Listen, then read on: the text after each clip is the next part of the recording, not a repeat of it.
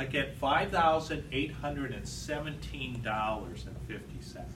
Let's kind of keep that number in mind. I'm just going to put this down here. So it's 5,817.50. So that's the best, but that ain't right because I can't hire a guy part-time, right? I can't do the .375.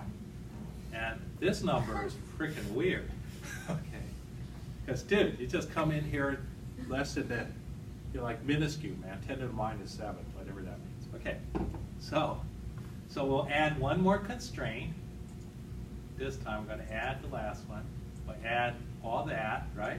Has to be Integer. an integer. Okay, so I now have that as an integer. Now I'm going to talk about, go back to the options. I'm just going to play around. Notice that the optimality is 1%. What if I made it 50?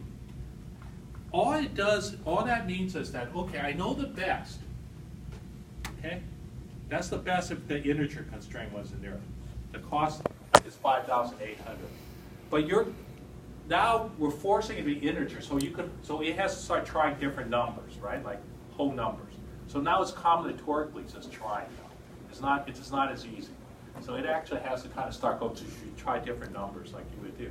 And by doing that, what it's saying is that if you're within 50%, so what it's actually doing behind the scenes is, okay, I'm going to ignore you first. Not do the integer, I'm just going to run it like we just did. And I see that. And then I add 50% to this. I'm going to add 2,400 to this sucker. That's a number, so the cost goes up.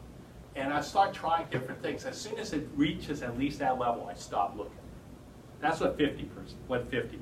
If I go 1, it says if you're within 1% of that, you stop. You see, so the number is just if you're within 1, whatever the percentage of without that constraint, without that optimization. That's what's going on. So you don't know when, because if it's just checking, sometimes it still might come with a solution within 1% or within 5%. It's just trying a number. If it's already in there, we're good. So I'm just going to put 50, just kind of curious and see what happens. I'm going to say, okay. Now I'm going to solve it. You don't have to do it. So I got it. And you see what it gave me? 6,370.